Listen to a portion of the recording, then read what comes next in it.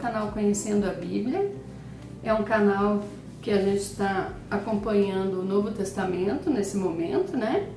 A gente vai fazer a leitura de Êxodo ao Apocalipse. A gente tem um cronograma para estar pautado, né? Para estar passando esses temas, né? Que são bem relevantes, a criação, todas as histórias daqueles que antecederam a Cristo, né?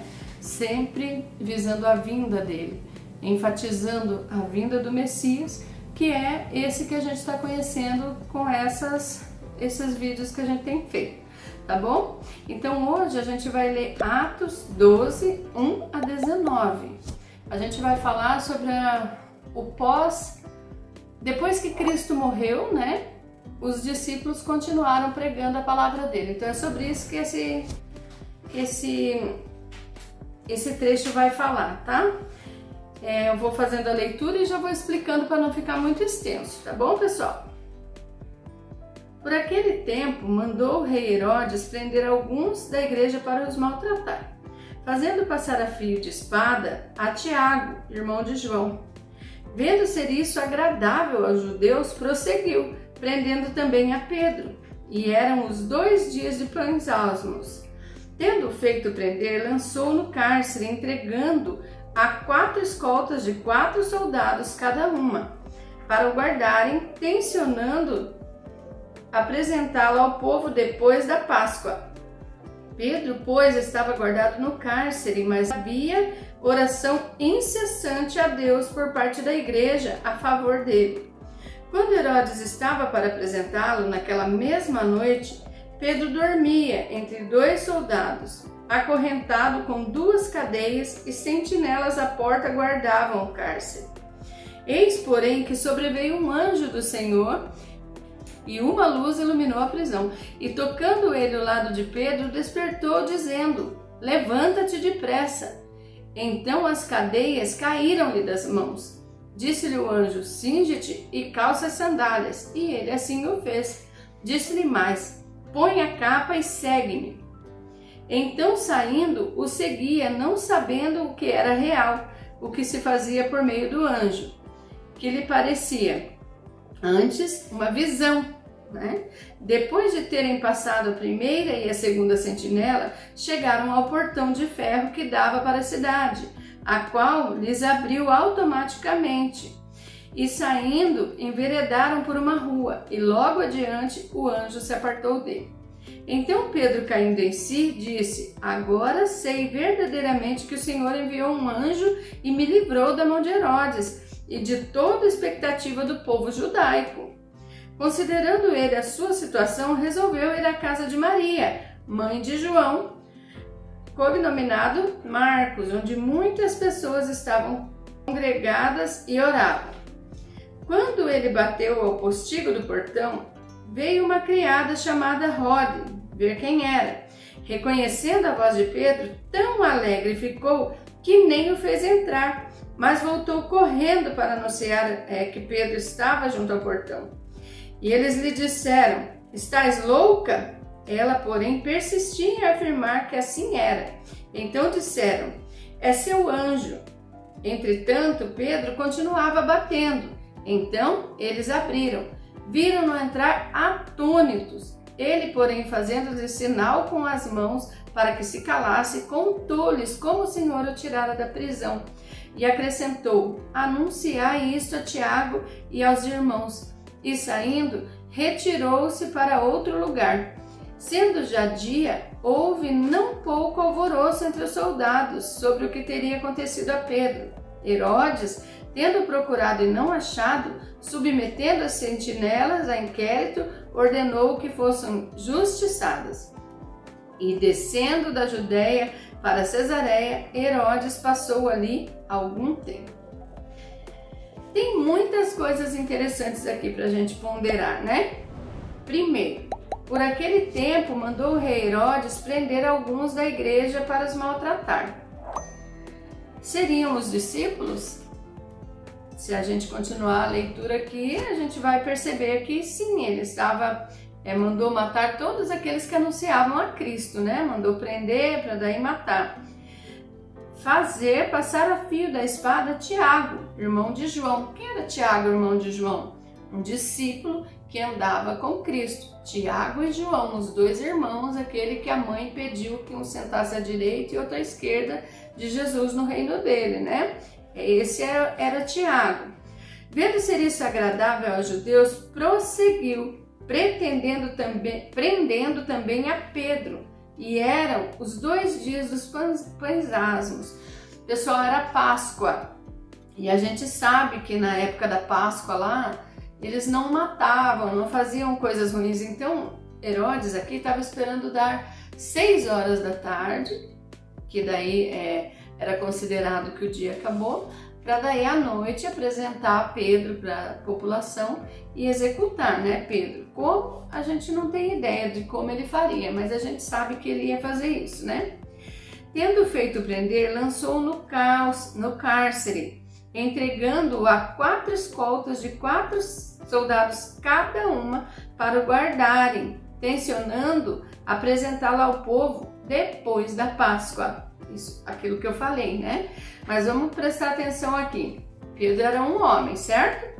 Herodes entregou ele a 4 escoltas de soldados com 4 guardas cada uma. Então, 4 vezes 4, 16 soldados escoltando Pedro para levar. Não sei qual era a intenção, qual era o medo, se era medo de rebelião, das pessoas tentarem tirar, ou se era medo de Pedro escapar, né? Então a gente não sabe, mas sabe que algum temor Herodes tinha, porque ele colocou bastante guarda, né?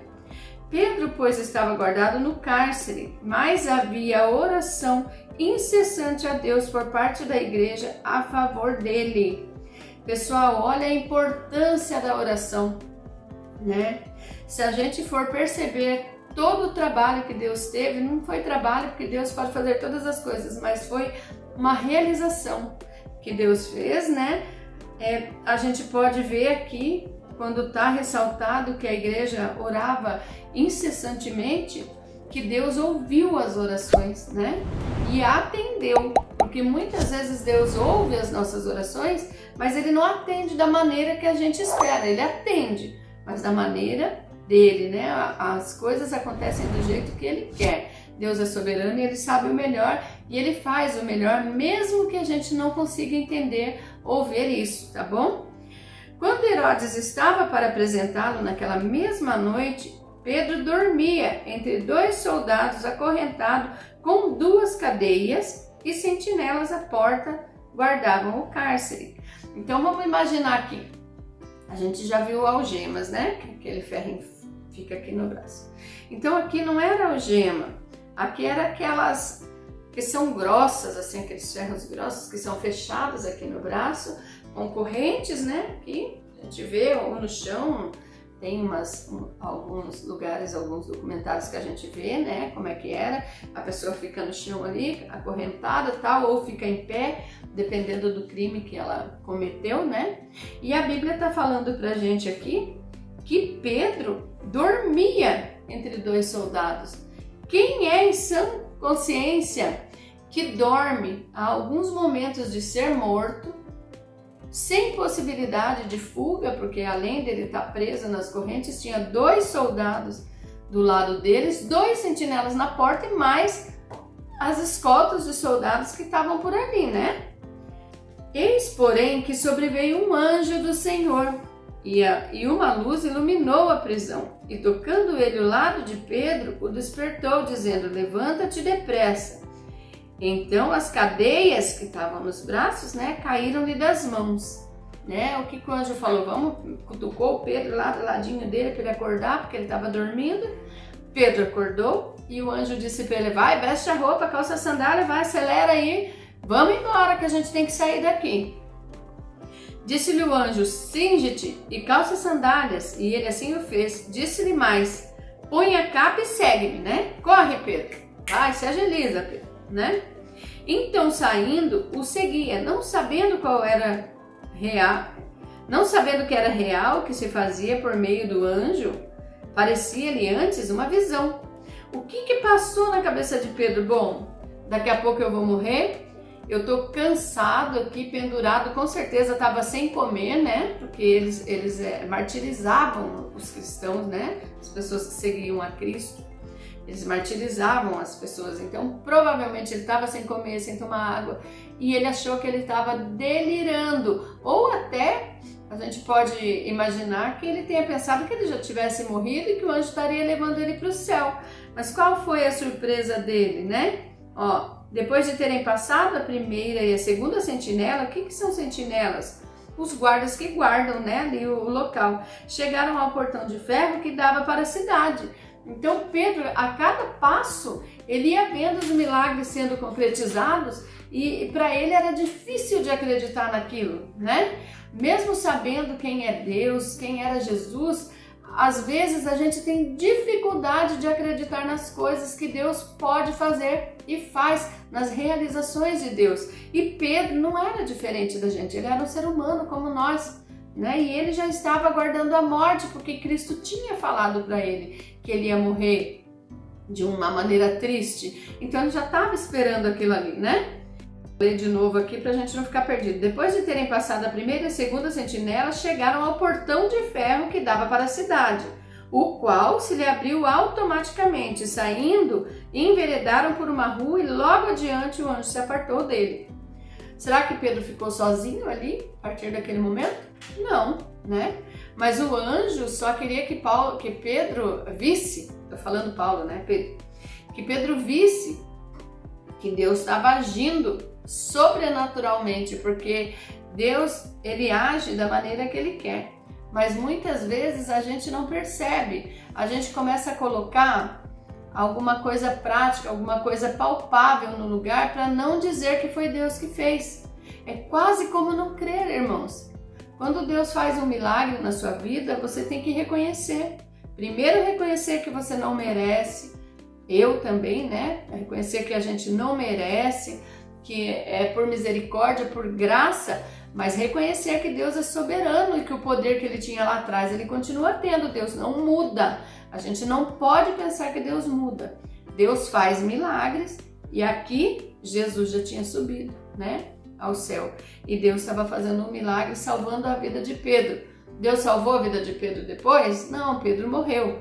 Mas aqui, como os fiéis estavam lá orando, eu acredito que para mostrar para eles que ainda que Deus agia por intermédio de Jesus e o Espírito que tinha ficado, que Deus não tinha abandonado eles e que eles tinham que seguir pregando, ele realizou esse feito aqui.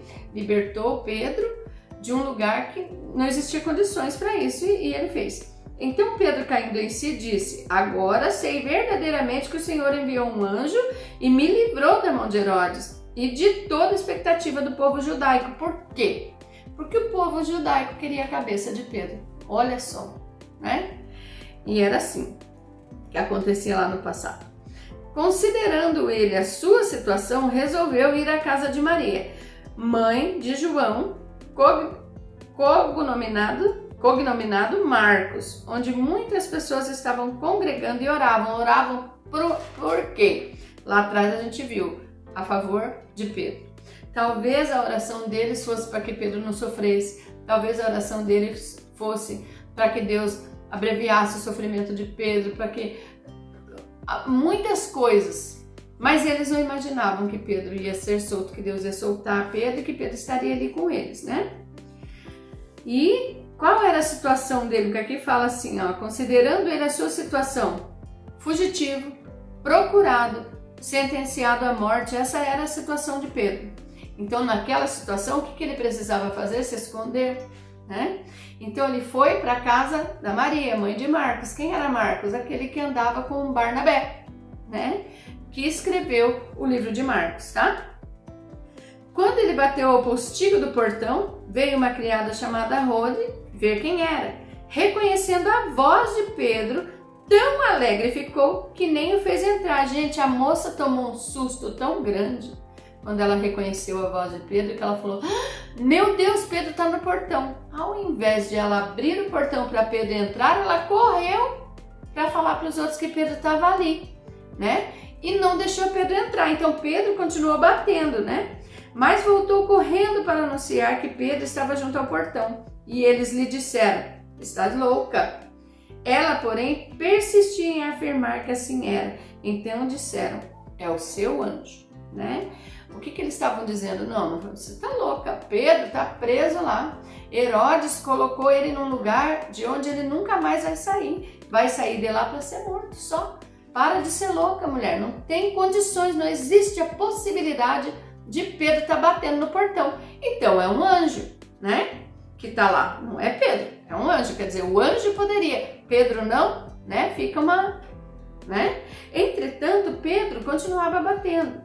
Eles então abriram, viram e ficaram atônitos. Ele, porém, fazendo-lhe sinais com a mão para que se calassem. Por quê, pessoal? Porque ele estava ali escondido. Contou-lhes como o Senhor o tirara da prisão e acrescentou: anunciai isso a Tiago e aos irmãos. E saindo, retirou-se para outro lugar, quer dizer, ele foi procurar outro lugar onde ele não fosse encontrado. E olha que triste, anunciar isso a Tiago. O que a gente viu no começo da leitura? Fazendo passar a fio da espada a Tiago, irmão de João. Tiago estava morto e Pedro, por estar preso, não sabia disso, né? Que tristeza, meus irmãos. Você imagina você chegando num lugar onde você luta com os seus companheiros ali, tentando fazer uma coisa boa, tentando progredir, anunciar o evangelho, e quando você chega e fala assim: olha, fala lá pro Tiago que eu tô aqui. As pessoas devem ter dito para ele: olha, Tiago foi morto, Herodes matou Tiago, por isso a gente nem acreditava que você estava aqui, né? Se matou Tiago, matar Pedro era a mesma coisa, né? Eram os discípulos que andavam com Cristo, né? Sendo já dia, houve não pouco alvoroço entre os soldados sobre o que teria acontecido com Pedro. Gente, olha só, a Bíblia fala que Herodes ia matar Pedro à noite, né? Ia levar Pedro lá para mostrar para o povo, seria à noite. Mas isso não aconteceu. À noite, o anjo iluminou a cadeia, soltou ele e os guardas não viram, pessoal. Tinha um guarda de cada lado dele, tinha sentinelas na porta, tinha guardas no portão e Pedro saiu e eles não viram. E a Bíblia está dizendo aqui pra gente que de manhã é que eles perceberam essa ausência. Herodes tendo procurado e não achado, por que Herodes estava procurando? Para entregar ele, né? Deve ter ido pessoalmente, porque Herodes tendo procurado, não falou que os guardas procuraram, não, ele foi procurar. E não achando, submeteu as sentinelas a inquérito, ordenou que fossem justiçadas, provavelmente mortas, né? Por perder deixar Pedro escapar. Ele acreditava que ele não pegaria mais Pedro, né? Mas lá na frente a gente sabe o que aconteceu com Pedro, né? E descendo da Judéia para Cesareia, Herodes passou ali algum tempo, né? Então, o que essa passagem mostra pra gente, meus irmãos?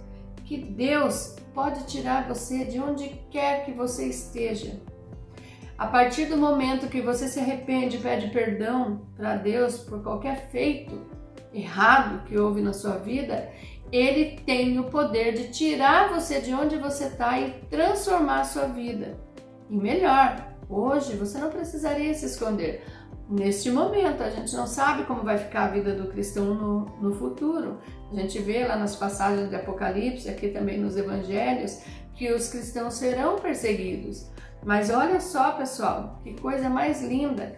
Apesar da gente saber que a nossa vida aqui é passageira e que depois que a gente passar daqui dessa vida, a nossa outra vida, que é a vida verdadeira, lá junto com Jesus, onde Ele nos preparou um lugar, é muito melhor. Eu sei que a gente tem um sentimento de não querer, né, que coisas ruins aconteçam, a gente não quer separar dos familiares. Existem cristãos que estão preparados, eu quero morrer amanhã, já quero estar com Cristo. Claro que existem e eu respeito totalmente. Mas eu sei que a maioria de nós quer ver os filhos crescerem, quer ver eles estudarem. Não que a gente não deseje a vinda, né? Maranata, né? Que Jesus venha e venha logo. para que se abrevie os tempos de tribulação. Mas aqui está mostrando o poder de Deus e o poder da oração dos seus filhos, né? Aqui, se a gente reparar lá no começo, a congregação estava orando por um milagre na vida de Pedro. E Deus realizou esse milagre, um milagre maior do que eles esperavam. Tanto que quando ocorreu, eles se assustaram. Não pode ser, o que é isso? Nossa, o que aconteceu? Né? Então que a gente creia nesse Deus poderoso e soberano, que Ele possa mesmo entrar na sua vida, te libertar, te dar uma nova vida, te dar uma nova chance, tirar de você as cadeias, aquilo que te prende, né? Aquele pecado que é tão difícil da gente deixar, né? Deus tem o poder para modificar isso, meus irmãos. E Deus sempre disse assim, quando Paulo pedia: Deus, afasta de mim esse cálice, né? Essa tribulação, esse mal. Deus dizia para ele: Paulo, a minha graça te basta. Então vamos viver da graça de Deus, meus irmãos, vamos clamar, vamos pedir, vamos confiar, vamos acreditar, ter fé nesse Deus que é o Deus de milagres, é o Deus do impossível, que não mudou, é o mesmo ontem, hoje e amanhã. E até o nosso próximo vídeo, fiquem com Deus e coloquem aí nos comentários o que vocês acharam, o que vocês entendem dessa passagem, se vocês acreditam que isso pode acontecer em todos os aspectos da nossa vida, né? Todos os âmbitos, na vida financeira, na vida sentimental, em tudo da nossa vida, né? Que eu acredito, eu creio que os milagres de Deus, eles vão atuar nas áreas que são necessárias na nossa vida, né? Então, se na minha vida é o que pega, é o dinheiro, Deus vai prover o meu sustento e vai me ensinar a trabalhar com dinheiro. Se é saúde, Deus vai estar agindo. Se é sentimento, Deus vai estar tratando, vai estar trabalhando, né? Então, que Deus nos abençoe e esteja movendo céus e terra a nosso favor, em nome de Jesus. E até o próximo vídeo, pessoal.